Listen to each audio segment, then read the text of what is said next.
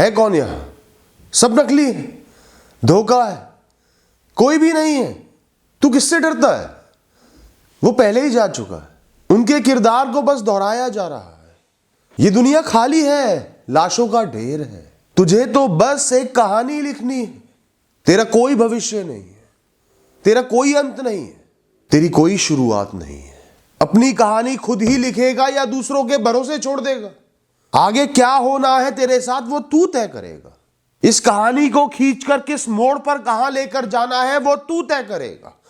तेरा भाग्य तय नहीं करेगा, लोग तय नहीं करेंगे, परिस्थिति तय नहीं करेगी। ये फैसला तेरा ही होगा। अंजाम तेरे हाथ में नहीं मान लिया, पर अंजाम ऐसा होना चाहिए कि चाहे बुरा हो या अच्छा, लोगों के रोंगटे खड़े हो जाए। उस अंजाम को देखकर लोगों को हार जीत की परवाह ही ना रह जाए।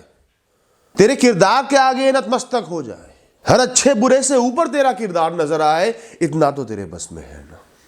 तू बस इतना कर, सिर्फ इस बात पर ध्यान दे और तुझे किसी बात से मतलब नहीं। अरे अगर एक हाथ देखने वाले ने तुझसे कह दिया तू कुछ नहीं कर पाएगा तो क्या रुक जाएगा, थम जाएगा, वही प्राण त्याग देगा? उसी से कई सालों बाद बुलवाना है कि हाथ देखने में गलती हो गई थी, एक रेखा तो छूट ही गई थी। खुद को इतना ढीला क्यों छोड़ता है? जोड़ खुद को, गुस्सा भर अपने अंदर, जज्बात भर और हल्ला कर दे। लोग कहते हैं ठंडे रहो, काम रहो।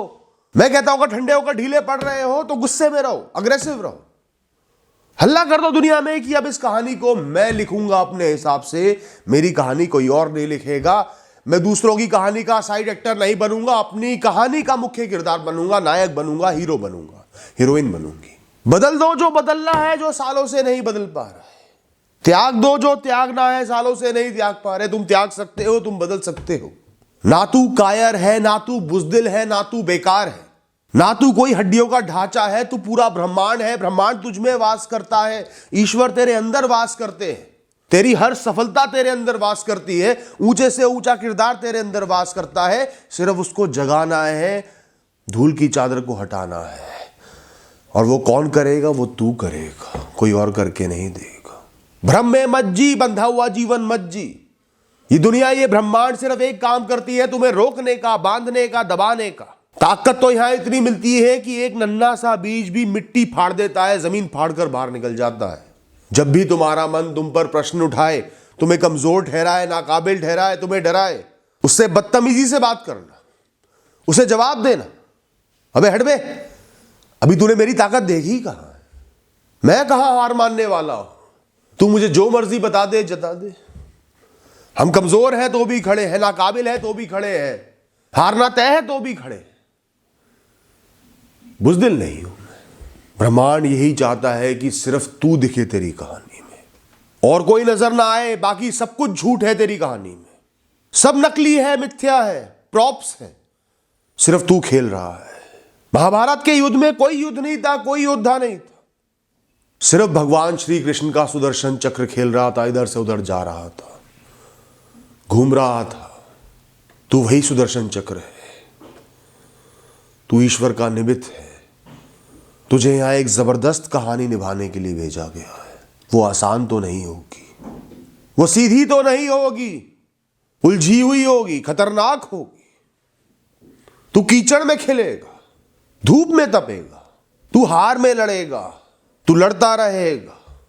वही तेरी जीत है, उसे अपना ले।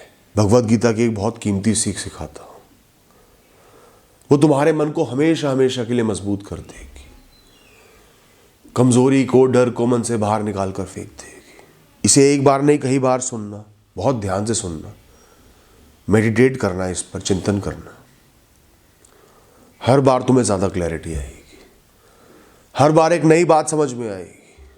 भगवान श्री कृष्ण कहते हैं, जो भी सब जगहों में और सब में मुझे ही देखता है, मैं उससे कभी अलग नहीं होता, ना वो कभी मुझसे दूर जा सकता। अब समझते हैं इसका क्या मतलब है, गहराई का क्या मतलब है। अपने दुश्मनों का नाश करने से पहले उनके शरीर के भीतर छुपे ईश्वर को प्रणाम जरूर करना, और अगर वो तुम्हारा नाश कर देगा तो भी कुछ खास नहीं बिगड़ेगा। वही ईश्वर तुम्हारे अंदर भी विराजमान है, तुम भी वही हो, वो भी तुम है। खेल किसी और का है, ना किसी की जीत होती ना हार होती। बस खेला है, खेला जाना है, किरदार दमदार निभाना है। तुम पर हंसने वालों के अंदर बैठे ईश्वर को प्रणाम करो। कौन है ये? कुछ भी नहीं, कठपुतलियां है इस खेल की। खेलने वाला भी वो है, खेल भी वो है, परिणाम भी वो है, शुरुआत भी वो है और अंत भी वो है। तुम्हें किसने छुआ आज तक? कौन छू सकता है तुम्हें? कभी बहुत प्रार्थना करने के बाद भी, भक्ति करने के बाद भी ईश्वर तुम्हें किसी परिस्थिति से, किसी परिणाम से ना बचाए ना, तो समझ जाना जो हुआ है उनकी मर्जी से हुआ है, उनके फैसले से हुआ है। ये बुराई, अच्छाई, दुख और सुख तो सिर्फ इस मन की व्यथा है। सच्चाई कोई नहीं जानता, क्या अच्छा है क्या बुरा है। जो हुआ उनकी मर्जी से हुआ। उस दुख में भी वही वास करते हैं, उस कार्य में भी वही वास करते हैं। वो परिस्थिति भी उनकी रची हुई है। जो गया वो भी वही थे, जो है वो भी वही है, जो होगा वो भी वही है। तुम्हारा किसी पर हक नहीं है, ना इस शरीर पर, ना इस दुनिया के भूतों पर, वस्तुओं पर, विषयों पर।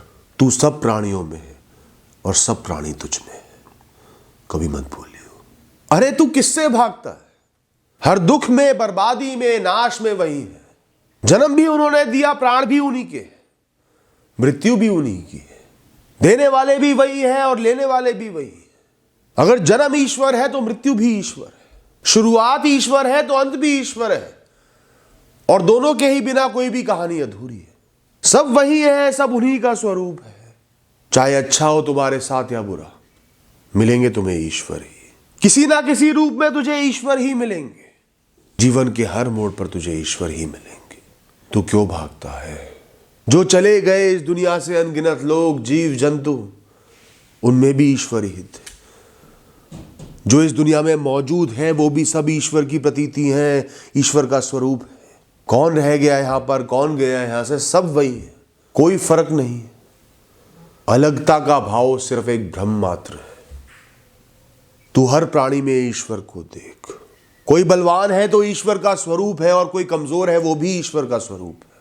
बीमार की बीमारी में भी ईश्वर है, खिलाड़ी की ऊर्जा में भी ईश्वर है, तुझ में भी ईश्वर है, हर रचना में ईश्वर है। रचने वाली प्रकृति को रचने वाले ईश्वर है।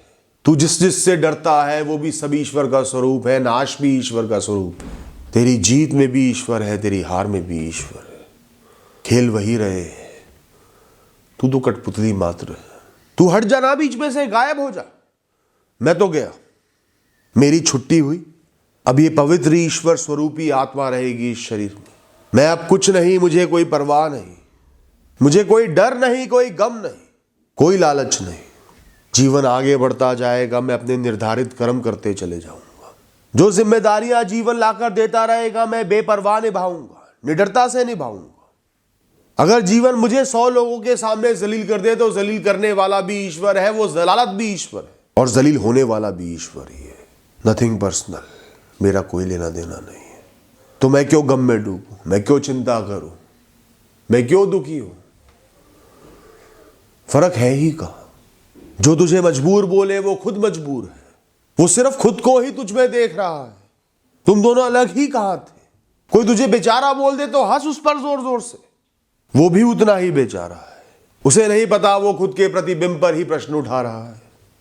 यहां सब बराबर है दोस्तों, किसी की कोई औकात नहीं, कोई हैसियत नहीं। सिर्फ अहंकार छोटा या बड़ा होता है, और अहंकार हल्के कांच से बना हुआ वो महल है जो सिर्फ एक छोटी सी ईंट का मोहताज है, लगते ही चूर चूर होकर गिर जाएगा।